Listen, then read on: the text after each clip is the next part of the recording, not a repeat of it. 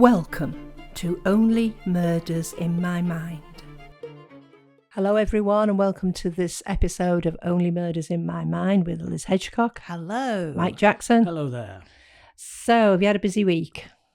Yeah, I've been flat pack putting together.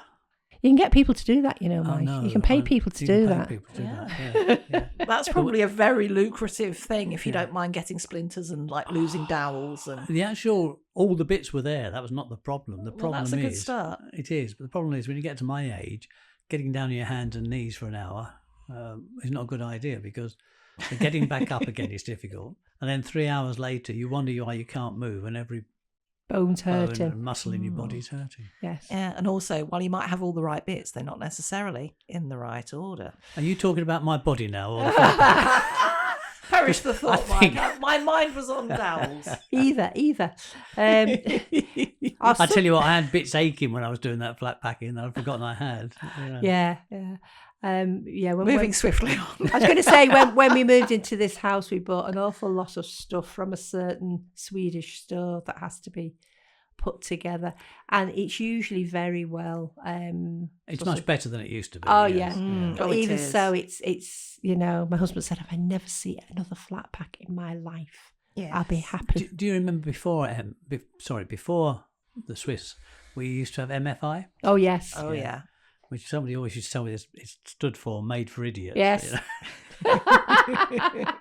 Yeah, no, that's what I thought it stood for as well. So, our topic today is unsolved mysteries. I thought it was flat pack furniture. Oh, yeah. Well, you're an expert on that. There's probably been a few murders caused by flat pack furniture. Yes, yeah. The flat pack murders. Yes, Sounds like a good story. It does. Yeah. Where's the Allen key? Oh yeah. Yeah. There you go. You can have that for free. We've got a few somewhere. I know we have Allen keys. You hung on to them in case you needed them. Oh didn't yeah, you? we've got a box full of them. Yes. Yeah. I don't know where the box is, but we've definitely got a box full of them. Well, in my last house, we had an attic conversion, and everything in the attic had to be taken up flat pack because it was a very narrow staircase and built up there. So then, when we moved, we had to leave it or take it. I think we left most of it, to be honest with you. Although taking things apart is a lot quicker than putting them It together. probably is, yeah. It's funny because it's a long time ago that we had this conversion done, and the local authority passed it as okay, but it's been banned since. It's not safe now. It can't be declared as a bedroom. Oh. It's just, and I think it's something to do with the very narrow staircase. I think that's what it is. Yeah. So moving swiftly on. Yeah, so we're going to look at unsolved mysteries today. I thought we were going to rename the podcast location. Yeah, some bodies were left in some funny locations, I've got to say. You've got a whole load of papers in your hand, Mike. I'll let you start. As you say, today we're talking about unsolved mysteries, and anybody who's not looked on our YouTube channel recently will see, if you haven't, you won't see, but if you have looked, you will see that we've got a series of shorts called Unsolved Mysteries. And they all last about 60 seconds, nice and short. So we might talk about some of those today, but if we don't and you want to find out more, if you like this episode, you want to find out more, go and have a look at our shorts. So I'll kick off with The Toxic Lady. Ooh. 1994, California. Her name was Gloria Ramirez. And on the 19th of February, she was brought into the emergency room at the Riverside General Hospital in California. And she was suffering from late-stage cervical cancer and had become extremely disorientated and short of breath. When nurses began treating her, they noticed something bizarre. Her skin was covered with an oily sheen, and her breath smelled like garlic, and she seemed to be emitting a strange chemical-like odour. And shortly after drawing her blood, a nurse noticed crystals forming in the vial and passed out. One by one, 5 others collapsed or became violently ill. Ramirez herself died shortly thereafter of a heart failure, and the emergency room had to be evacuated and a hazmat team called in. To decontaminate it. Well, Wow. The thing is that they didn't know whether they're mass hysteria, triggered by stress, some independent toxicologists suggested a chemical explanation. One popular theory is that she was trying to manage her pain using a home remedy Oh, gosh. involving dimethyl sulfoxide, which is a powerful solvent. And it's believed under the right conditions, like the high oxygen levels in a hospital, this might have converted into dimethyl sulfate, a highly toxic gas. But there was no definite proof. Tests were inconclusive. And by the time they went to do a second autopsy, apparently this lady's body was well and truly decomposed. So records were incomplete. That sounds like something for the X-Files, doesn't it? Oh, So I that's thought- Agent Mulder. grim. I thought I'd start off with something light. Cheerful. Light and cheery. Yeah. Wow. Ugh. But sometimes, I mean, that's one of the fascinating things I found. We're doing all the research to do these shorts for these unsolved mysteries. They really are bizarre, some of them. And it will be too easy to say, oh, it's just somebody making it up or somebody having a bit of hysteria. Because of the other things that are tied up around it, and yet nobody can pin it down to anything. Everybody tries. Everybody comes along and says, oh, it's toxicology or it's mass hysteria. But nobody can pin some of these things down, which I suppose is why they remain as unsolved mysteries. That is really, I mean, you do hear of some. I've got to say, they would be classified as X-Files, some of the things that you hear Yeah. that happens to people. Yeah. I mean, one of the things about the autopsy was it only happened 2 months after Gloria Ramirez died. So, Yeah. I mean, I don't know how much there would actually have been left of it by that point. Oh, I mean, I've got one here. It's the strange disappearance of D.B. Cooper. And this is 1971. Oh, yes. I've heard a bit about this one. A man known as D.B. Cooper hijacked a plane and demanded a ransom of $200,000. After receiving the money, I'm not sure how he received the money, if he was in the plane. Oh, I know about this. Do you? Oh, good. Yeah, I But do. he jumped out of the plane and was never seen again. Yes. So what do you know about it? Okay, so it was a flight from Portland to Seattle. He buttonholed a flight attendant and basically says, lady, I've got a bomb and this is what I want. So he said, I want it when we land in Seattle. So that was what happened. So he released most of the passengers in Seattle, got what he wanted and told the flight crew, right, refuel and we're going to, start another flight. He said, let's go to Mexico City.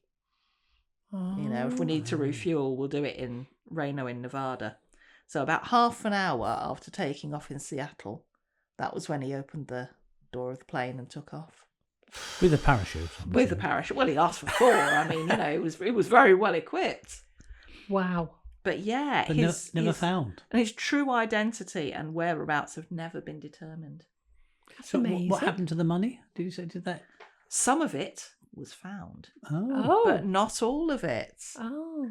Yeah. I wonder how heavy that would be. I'm thinking of you jumping out of a plane. It It's was a quite few pounds, apparently. I quite think it a was lot about of- £19. Yeah. Yeah.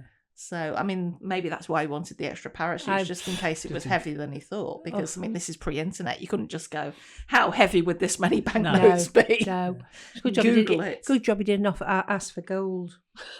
Yeah. Yes. Yeah. He'd have hit the floor Gold- like a gold rock, bullions. wouldn't he? Yeah. Yeah, but it sparked a whole load of upgrades and new security measures. Yeah. Yeah, well, it would do, wouldn't it, when you think Yeah. about Yeah, it? well, apparently there were several imitators the year after.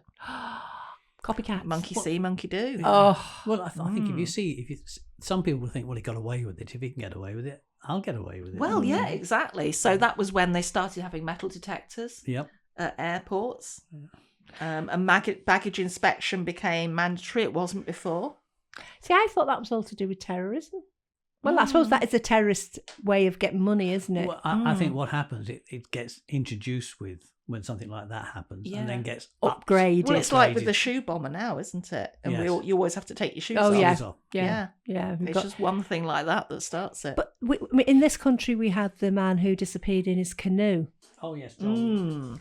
There was a television program. Yes. wasn't John there? Darwin, wasn't it? Darwin. Yes. And there is a theory that him and his wife would have got away with it if they hadn't had their picture taken on holiday somewhere together. Yeah, they weren't the brightest. No, but Darwin Awards. yes, they did get away with it for quite a long time, though, Yeah. didn't they? Living in the same house. Yes, he was in an attic compartment, That's wasn't right, he, hidden yes. away? But the thing that I found really cruel was that his children thought he was dead. Yep. You know, Yeah, that's horrible. it's awful, that, isn't it? Just so that him and his wife could live the life of Riley on his life insurance. But yeah, have you got another one, Mike?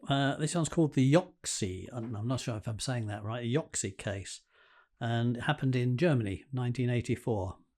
And a German food engineer called Gunther Stoll had been acting somewhat paranoid for a number of weeks, and he spoke to his wife about them coming to get him, though he never said who them were or they were. And then one night he suddenly explained, now it's all clear to me. And he scribbled down the letters YOG apostrophe TZE on a scrap of paper. And the apostrophe was oddly placed, because it was in the middle of the 6 letters. Okay. And no one has ever decoded its meaning. He then left the house, visited a friend, and later turned up injured in his car, which was found crashed in a ditch near a motorway. And oddly, he was naked and in the passenger seat. You know what? I've got an explanation. Have you? Yeah. Well, he died shortly afterwards. Oh, okay. I was going to say he was going to a Scrabble tournament. Crashed on the way. Yeah. Oh, dear. A naked Scrabble. Naked. Well, yeah, maybe naked best his Scrabble. clothes on it. So apparently, several motorists had seen the car being driven by other people. Some claim to have seen 4 men standing near it, suggesting that Stoll or Gunther had company or was attacked. But I think B probably. That's Wow. weird. but the is note, really weird. maybe a cipher or code. Some said it could refer to a food additive, shortwave call sign, or an obscure acronym. It sounds like a nothing's been name from a confirmed. fantasy novel. Yeah. As I say, too many unknowns. Yeah. Speaking of codes or ciphers, one thing I was looking up was I'm not sure if I'm pronouncing this right, but the Voynich manuscript, which I think you also know a bit about. And there is a Carol. short about that on our... There you go. See, you're ahead of the game, Mike. Yes, What can he I is. say? And it's an illustrated codex handwritten in an unknown script. The vellum on which it is written, no paper here with vellum, has been carbon dated to the early 15th century, which Wikipedia hopefully says is 1404 to 1438. So it's proper old. Stylistic analysis suggests it may have been composed during the Italian Renaissance in Italy. They're still debating the origins, authorship, and purpose of the manuscript, but no one's got enough information to eliminate any possibilities. It could be a script for a natural language, it could be a code, or cipher, or cryptography, it could be a compendium, it could be a work of fiction like science fantasy, it could be a glossolalia. A what? I know, yes. I had one of those once. Glossolalia is speaking in tongues, Oh, so right. it's stream of consciousness type I was going to thing. say antibiotics might Yes. sort that. Or it could be a hoax. Yeah. But it's got these illustrations as well, and no one really knows what's going on with those, and no one has ever been able to decipher any of it. It's named after someone called Wilfred Voynich, who is a Polish book dealer who purchased it in 1912. There's about 240 pages. Some are missing. And some pages are foldable sheets of varying sizes.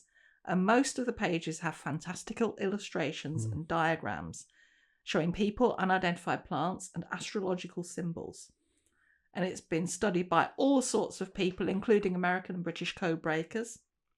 And nobody's got a clue what any of it's about. They want to get Dan Brown's guy on it, don't they? They do, yes. But you can look on it online, apparently. If you go to Yale University, it's in the digital library there. Wow. So if you want to take a look at it and have a go, then you can do. Well, leading on from that, there's, I don't know how you pronounce this, Phaeotostisk. It's Phaistos. Oh, blimey. And Now, it's that'd be a lot of points in Scrabble. Yeah. Wouldn't it? Yeah. It's a clay disc that was discovered on the island of Crete It contains a series of symbols which have yet to be deciphered. Phaetos? Phaestos? Phaestos. Phaestos, maybe? So there's quite a few of these things about. There's also something called the Taman and Stud. Oh no, that's sorry. I'm going. Where am I going now? Oh, the Beale cipher. You heard of that one? Set of 3 cipher texts that supposedly reveal the location of a buried treasure. Ooh. Despite attempts to decode them, the cipher remains unsolved. And this is the one. The Kryptos, I think this is something to do with Superman, is a sculpture located in the CIA headquarters in Langley, Virginia, and it contains a coded message that has yet to be fully deciphered. So, and again, it's like, are they real? Has somebody made it up just to confuse everybody? You know, because with the aid of computers these days, you'd think, well, surely the computer would be able to figure it out. The trouble with us as human beings is that we like everything to be explained. Our brains don't like disorder. That's right. So, you know, if we have a puzzle in front of us, we like there to be an answer. And when there isn't, we go looking for answers, however strange they may be. That's why some people will insist that, yes, I've seen UFOs, or yes, it must be a hoax. We just like that order in our lives. But then you go, then you go back to something historical like the Stonehenge. I mean, how on earth did that get there, and why? They say it's symbolic of. Yeah, I mean, I think it's very possibly, I was going to say religious, but it's some sort of mystic, druidic, isn't it? Yes, some sort of mystic symbolism, isn't it? Sort of thing. But when you think, it's like, how on earth did? I mean, the pyramids. I mean, I know they use lots and lots and lots and lots of slave labor. I mean, thousands and thousands of people, but. Yeah, it's still how on earth did they do something like that? Yeah. I heard something about the Parthenon, and I'm not sure I remember it exactly, but basically the pillars don't go quite straight up.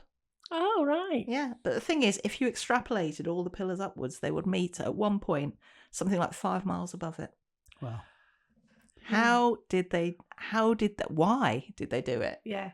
Yeah, exactly. Yeah. They wouldn't have had telescopes or... But when you think, I mean, back with some of those great buildings, there were some very, very clever architects around, you know, way before their time, in terms of even in something like Stonehenge, the fact that somebody had worked out how they're going to get those stones from A to B, and A to B was a long way away, and then how they were going to lift them up and bury them in the ground like they have. You know, it all takes some sort of mathematical brain to be able to work it all out. Yes, I knew someone who did a PhD in ancient Egyptian mathematics. Ooh.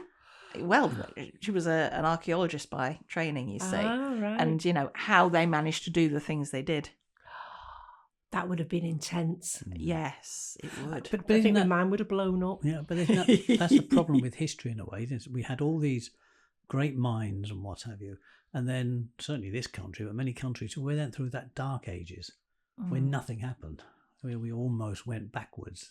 You know, when you think when the Romans left here, we didn't build on their tremendous, you know, buildings and water, the drains and all the rest of it. The roads. We just either buried it all or pinched the stone to go and make a house somewhere.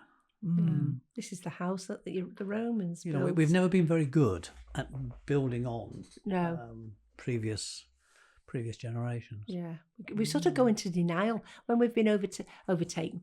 When we've been ruled by another country, we just go into denial about the good bits. Yeah, which I suppose there's a certain understanding about that, isn't it? You're just glad to get rid of the people who have been enslaved you. Mm. Have you got anything else, Mike? Yep. The Phantom Cosmonaut recordings, 1960s in Russia. Go on. I'll say it in right. Well, 2 Italian brothers were amateur radio operators who claimed to intercept secret Soviet space transmissions, and they were working from a makeshift station near Turin. And apparently, they recorded a series of eerie audio tapes. Voices from space, distress signals, and what they interpreted as dying cosmonauts. Their most famous tape was a 1961 recording of a woman's voice, calm at first and then increasingly panicked, saying things like, I can see flames. I'm hot. I'm burning. And then the voices fade into static. The brothers believed they had captured the last moments of an unacknowledged female cosmonaut on a flight in 1963. Other recordings they had: heartbeat monitor followed by silence, a man complaining of trouble re-entering Earth's atmosphere, signals suggesting multiple cosmonauts were in orbit, none of whom appear in Soviet records. Which is more than possible, because obviously Russia at that time was very secretive about whatever. Yeah, and they were sending what they called unmanned spacecraft. Yes, monkeys and dogs. Yeah, but were they? Did they have humans in them? Well, I'm just reading a little bit about it now, and the whole lost cosmonaut or phantom cosmonaut thing, it's like a big conspiracy theory alleging that, there was stuff going on before Gagarin and it was all covered up. Right. So some of these voices, the theory is this could be some of the people who, were off the books, exploring space, and it didn't go as well for them as it could have done. Well, yeah, and I've never thought about it, but it's quite possible, isn't it? Because the Russians wouldn't have gone on about their failures. Oh, no. The people that didn't get back to Earth, sort of thing. Yeah. Although there's no evidence being found to support any of this. Even after, Glasnost and the end of the Cold War, even when stuff's been opened up, no one's ever found anything to support it. No, because, every time the Americans launched something into space, it was a big event all around the world, wasn't it? But I'm willing to bet there was a lot of secrecy before. They celebrate your success. They celebrate successes, but you don't know what happened beforehand to get to that point. No. I've got one here. I don't know whether anybody's heard of it. The Zodiac Letters. No. Is this to do with the Zodiac Killer? Yes. Oh, right. Which I have heard of. I have heard of the Zodiac Killer. A series of letters sent to newspapers in the 1960s and the 1970s by someone claiming to be a serial killer. The killer was never caught. Was that in America? I think so. Yeah, I have heard of the Zodiac Killer. So it probably came out when I was doing some research into that about the letters, but I don't remember. But it's that thing again, isn't it? About if it's a serial killer, very often they want to be caught. Yes. Even if they don't realise it themselves. Yeah. So this person was maybe sending letters hoping it would give somebody some work. Or maybe they just thought they were so clever that he could write to, the police or the papers or whatever. And he did get away. She. We presume it's a he, don't we? We always presume serial killers are a he. So what I'm seeing here is that he basically sent messages to regional newspapers saying, I'll kill people if you don't print it. Oh, right. Yeah. This was the whole part of the Zodiac Killers. So he wanted to be famous. So he wanted to be heard, clearly. Yes. Yeah. Or infamous, one or the other. Have we got enough time for another one? Yes. I think so. I've got a blimp. Now, if I'm not mistaken, a blimp is like an air balloon. Yes. Yeah. This is the ghost blimp of 1942. Oh. Smack bang in the middle of World War II, a US Navy blimp took off from Treasure Island in San Francisco Bay. I didn't know there was a Treasure Island in San Francisco No, I Bay. thought there was just one in Disney World. And it had 2 experienced crewmen on board. And their mission was to patrol for enemy submarines off the coast. A few hours later, the blimp returned, but the crew had vanished. What made it more eerie is the blimp drifted inland and crashed into a suburban street. Both the parachutes were still on board. The radio worked. Emergency gear was untouched. And the cabin door was latched open, but there were no signs of distress, blood, or struggles. And the theories, they were abducted. I'm not sure how you abduct aliens. somebody from a blimp, but or that would be tricky. Went overboard. One fell, maybe, and the other one jumped to rescue. Secret experiments or espionage led to their disappearance, or the good old UFO theories have emerged in recent years. They were abducted. But no bodies were ever found, no explanation ever made. And it's as though they vanished mid-air, leaving a fully functioning blimp and a trail of questions. that still confound people today. A bit like the Mary Celeste. A bit like the Mary Celeste. Yes, Yeah. where I don't know how many souls were on that when it was found. Well, originally, obviously, when it was found, there was nobody on it, were there? Apparently, some of the theories put forward about where they got to was they might have been captured by the crew of a Japanese submarine, or defected to the Japanese. Or their disappearance was the result of an elaborate desertion scheme that had gone wrong, or abducted by aliens. If in doubt, go for the aliens. Yes. But, Why not? apparently, after the incident, they quickly repaired the blimp and got it back up, returned it to service. Yeah. So they clearly weren't too worried. No, what not, ways not. Yeah. No. Indeed. No, eventually it became an advertising blimp for Goodyear. Oh, did it? Yes. That's its history, you see. Ghosts are on it all the time. Yeah, but apparently once they retired it in 1982, they repainted it with its L8 markings. Yeah. It was an L8 blimp, and it got sold, it was given to the National Naval Aviation Museum in Florida. So if you want, you can go and see it. Go see the ghost blimp. Yep. And there's while we're on the thought of aliens and life outside our planets, there's the WOW signal. Oh, I've heard WOW this one. signal. I hadn't. The WOW signal is a radio signal that was detected in 1977. It has never been explained, and some believe it could be evidence of extraterrestrial life. E.T. go home.